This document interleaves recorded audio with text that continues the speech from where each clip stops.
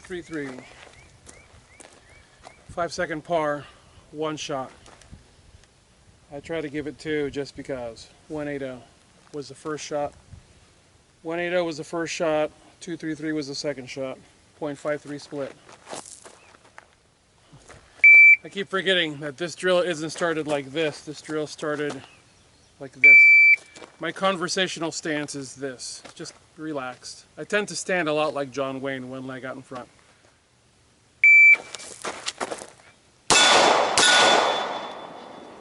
Yeah, those were good. Basically, as long as it stays within this area right here, which is roughly 6-ish inches, center of the face, forehead creases, the lateral limits are going to be eyes. The lowest limit is going to be the lower lip. So inside of that area, so that top one on the frontal is kind of off. But here's the deal: even a frontal hit, while a handgun round conceivably can glance off the frontal, if someone takes a baseball bat and just beans you across the forehead, are you going to be in the mood to fight? No. Remember, guys, this is a handgun. Handguns at best are behavior modifiers. Why? Because handgun rounds aren't moving that fast. So handgun rounds only cause damage to those tissues and or bone structures that they directly impact, as opposed to rifle, which is moving hyper fast. Those rounds have the capability of causing damage to the tissues that they contact and surrounding tissues because of a hydro shot. When it comes to handgun, you want to have a direct hit. And, well, let me rephrase that. When it comes to handgun, you're going to have a direct hit. So you're going to have to take what you can get. And that last one was 207 first shot, 275 second shot. Like I said, guys, this is a church defense drill. It's 5 seconds, 2 rounds, 10 yards, preferably headshot. So basically what this is I'm standing in a conversation with a friend, so you can start like this. Please don't be the guy who walks around with your hands in your pockets. So you're standing in a conversational stance, you're just kind of chatting with a friend, maybe hands hanging in your pockets, whatever, and there's a bang, and you turn, and as you're beginning to identify, remember guys, there's a bang, so you're already justified in reaching for your sidearm. So there's a bang, you begin the rotation, you come up, you identify the threat, and you take your shots, or shot. I like to take 2. Oh, wow, where's my dot? Dot was way up left.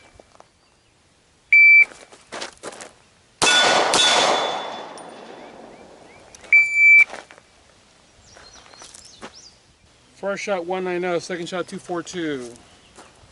Okay, church defense drill, as you can see, is a very easy drill. It's a drill that gives you a lot of performance out of really only 1 round. Like I said, I like to do 2 because I like to push myself, but in reality, you really only need to be doing this with 1 round. If you're shooting in an indoor range and they have the veal slot mentality, fine.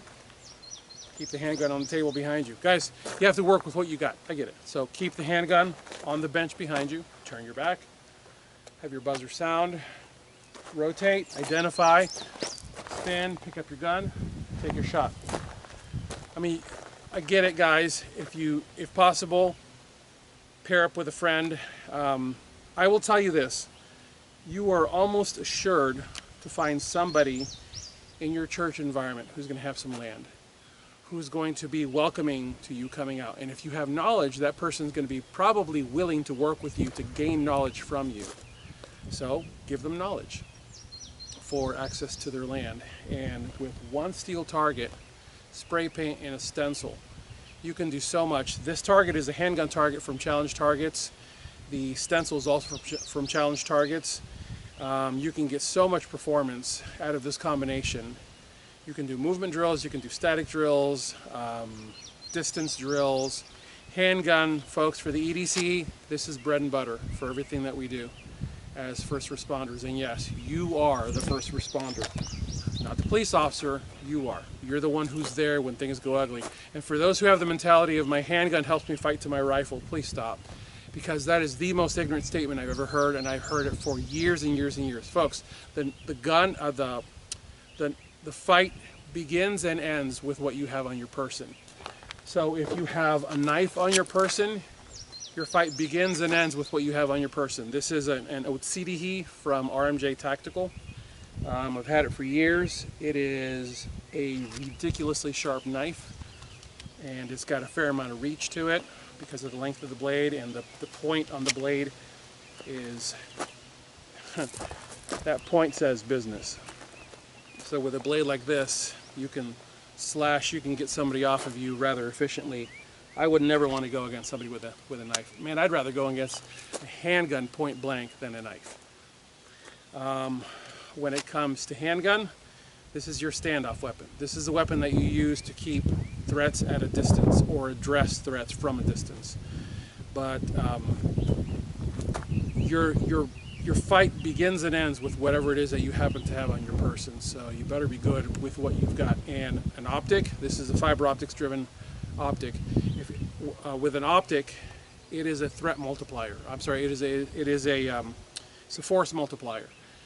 What you find when working with an optic on a handgun is that the optic, in a very short period of time, takes command and control of your finger. So I've always said the ears aim the eyes aim the hands.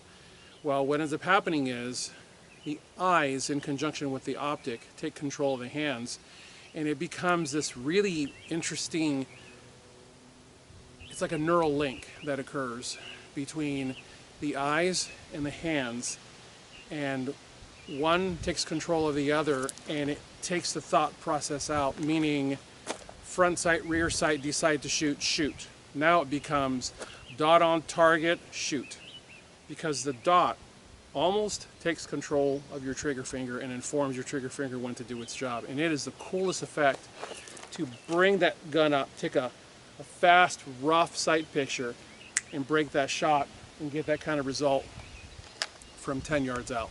Headshots at the speeds that I'm shooting with a red dot, in this case an amber dot, because this is an amber instead of, this is fiber optics instead of battery.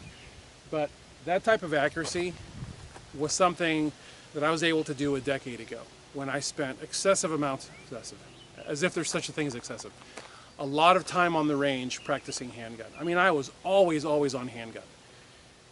But as I've aged, as my vision has changed because of LASIK surgery, as I've lost close-up vision so I can't really see my front sight post the way I used to, optics have now become not even a luxury, they've become a necessity for me. And I've got another video that just popped into my head, and I will do it for you in just a minute. In fact, the video is why cleaning your optic is not that crucial. I'll do that in another video. Thank you so much for your support. Thank you for keeping Tier 1 Citizen completely independent from corporate interference. And folks, if I were to show you the emails that I get on not so much a daily basis anymore, because I've really weeded out a lot of that, but on a regular basis, manufacturers flat out just saying, hey, all we want is good media, and we'll kind of line your pocket with goodies and cash. We just want some good exposure for our crap. And I don't even respond to those people. So guys, pay attention to who you're paying attention to. I thank you for your support at tier1citizen.com. As always, God bless you all. Get those guns out in practice. Have a good one.